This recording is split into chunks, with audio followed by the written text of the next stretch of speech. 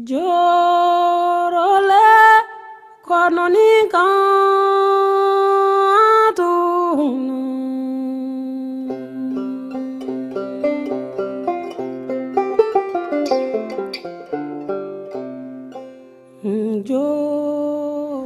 I work in the school as a youth development volunteer.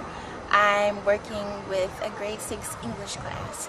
So I'm a co-teacher. I have a Swazi teacher in the room. We switch roles. I typically teach grammar and reading comprehension, whereas he teaches listening comprehension and sometimes spelling. It just depends on how the lesson is planned for that day.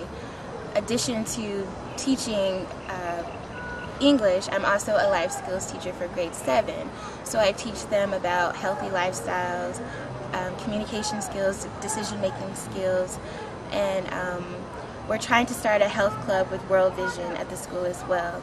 So between grade 6 and grade 7, they keep me pretty busy during the day, and then I sometimes go to the neighborhood care point and read to the orphan and vulnerable children in our community. I actually love working at this school with the students. I didn't think so coming in that I would enjoy teaching, but I teach 4 classes, one at the primary school and 3 at the high school, and my students are wonderful. I teach life skills, and it's amazing to see just really how energized and willing to learn and intelligent and bright these kids are. It's hugely fulfilling to me as a volunteer. So we recently have gotten involved at the school here. It's just about half a kilometer away at primary school, and there's about 500 kids. It's the only school in the community, so basically everyone goes there, and we get a chance to interact with all the children in the community. And we're teaching, right now we're teaching in the 7th grade English class, and it just gives us the opportunity to interact with the students and to get to know them get to know us, and especially for them to be able to work on their English. They're at a level now where they can understand not everything, but a lot of English, and so just to give them that extra leg up. So.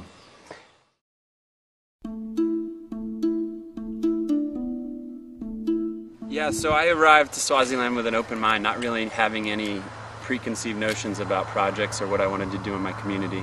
A lot of what I focused on was just building relationships.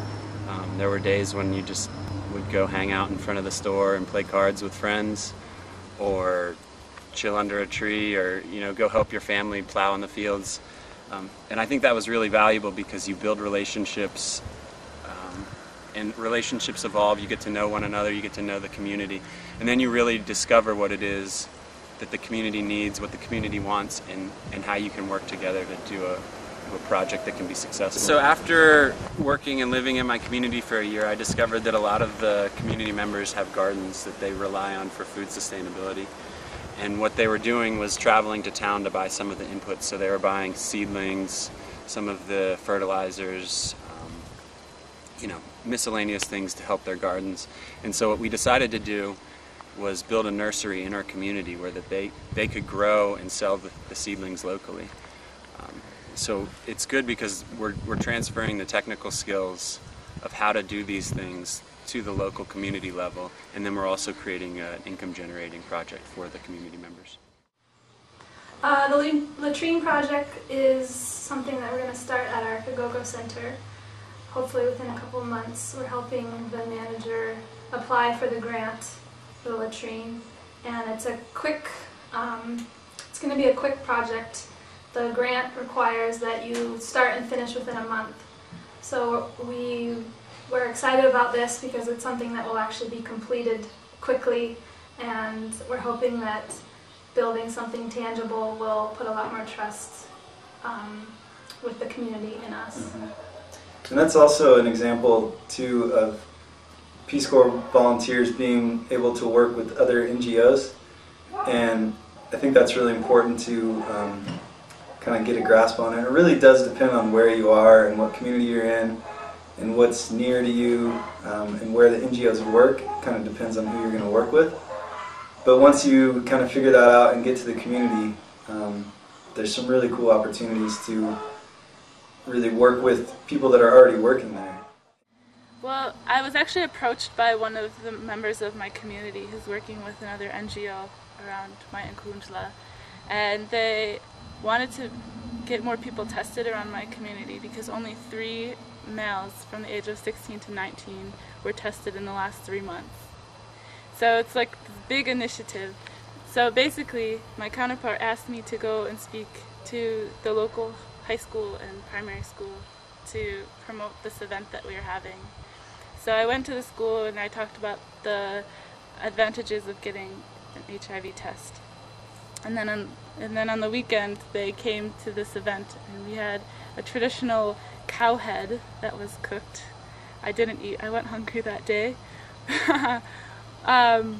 But it was a huge success because over 100 people came to that event and were tested. So that is a huge step for HIV awareness in my community. Yep, so the Kagogo Centers in the community, we have 2 murals and world maps. It's kind of like a community center, GOTS uses them, and we put the world map on the inside, and then on the outside we have a One Love mural of a Swazi flag with instead of the shield on the outside, it's a man and a woman kissing, so it's kind of going at the aspect of the main HIV for having one partner, so that's the aspect we're trying to get across. Well, something that me and my counterpart are working on is developing a question and condom box combination. Because the big issue that we have here in Swaziland is people not having enough health information, and also that people are too scared to go and seek it because they don't know if they're going to get judged by asking the questions. So what we came up with was an anonymous box where people can put their questions about anything that they want, health related, and then we'll answer it anonymously as well. And also that box will have a container full of condoms. And those will be placed at local stores and at the local clinic. Well, I've worked some, and we're trying to work more on gender empowerment and female empowerment here in Swaziland. And so we're starting GLOW for the first time this year, which is Girls Leading Our World. And Peace Corps does it in other countries. And so that's been really fun. And each volunteer interested starts a club in their community. And then girls are chosen to then go to camp together. Essentially all the girls chosen in Swaziland go and learn just about really like great things and tools that they can use to empower themselves, maybe on business, on education, and just to get the resources needed in case they were to ever need them that are available in Swaziland. And so we are working on that.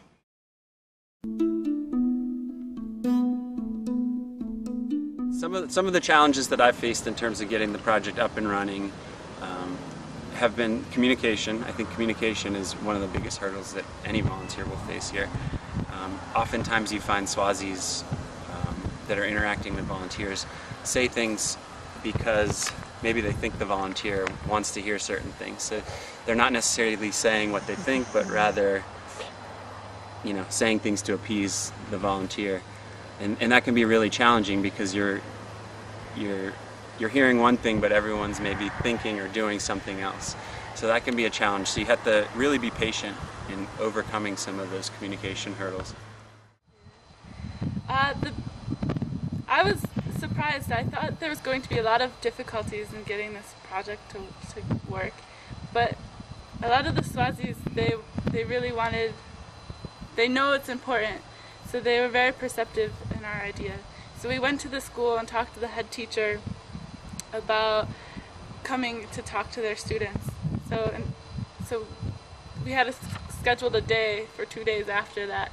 And I talked to over 900 students. And the biggest problem was getting with my counterpart and making the plan for what we were going to talk about. because sometimes the Swazis, they don't show up for meetings. So that's sometimes a difficulty. But when the event happened, we all came together and we had a very successful event at the end of it.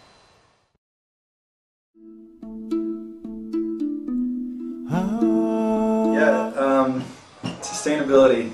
It's a word you're going to hear, I don't know, 10,000 times during training. But in the end, it really does make a big difference. And we're here to make change and to make a difference in people's lives, but we want that to last.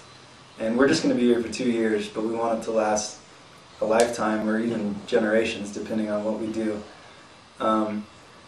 And ultimately, what that means in a lot of cases is helping the people, the Swazis, help themselves. And unfortunately, what that means is slowing things down sometimes and helping them, you know, explain things to them and walking them through it every step.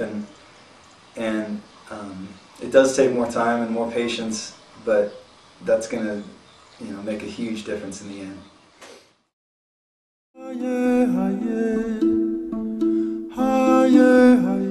Sani Bonani, Unkos. I would like to introduce everybody to Menzi Malanzisa. He is my counterpart, and he works at the Kagogo Center as the Kagogo Center manager. So say hello, Menzi. Hello, everyone. So, I have a couple questions for you. Okay. First, what should expecting volunteers expect when they come to Swaziland to work with a counterpart? Yeah, I think the new volunteers, they're going to face different situations, yeah. They're going to be given counterparts. Some will be willing to help them, but some will not be able to help them. You know? So they has to get some other people, be in a good relationship with a lot of people in their area. You know? Yeah. How's your experience been working with an American in the community? Yeah, so far I really enjoy working with Jabulo, huh? Yeah, my counterpart. Yeah, he's a good guy, and yeah, I'm benefiting a lot from him, sharing good ideas, giving me advices, and working with him. I get a lot of experience. You know. So can you tell them a little bit about some of the projects that we're working on? Right now, we're working on a condom and question box, whereby people are gonna ask questions and just put them there, and they're going to get free condoms, you know. Yeah. Also, we're working at the schools. Local schools. We're teaching 4 classes, 1 at primary school and 3 at a high school. And the students are really enjoying being taught by maybe an American. That's so good to them, you know? Yeah. So, those volunteers who do not have a counterpart that's very involved with them, what suggestions do you have for those volunteers who are coming? I think they are supposed to be in good relationship with their family members. They can also help them, introduce them in the community, maybe the schools, local schools, and maybe in the clinics, you know. Yeah. Sources, most of the sources, they have that warm welcome hands, you know. They're gonna help them, definitely, I promise. That's wonderful. And I'm sure before we were put together, Peace Corps asked you to be a counterpart for a volunteer. How does that process work? How does Peace Corps find counterparts? Okay, firstly, we were asked to go to our umpagats, you know, whereby we were supposed to bring forth our results, our high school results, you know. And we went to write an interview with Nature, a certain organization that's working on HIV and AIDS. And unfortunately for me, I passed the interview. So that's why I'm here working with you right now. And I'm glad you're here working with me too, because honestly, without Menzi here, I have no idea where I would be. He has helped me along so much. You know, he's helped me get in contact with the right people. He's introduced me to the town council, or the Umpagazzi, and he's just been my friend and my colleague throughout this whole process. So I'm hugely fortunate to have him. Yeah, you're welcome, man. Thank you. Yeah, bye-bye.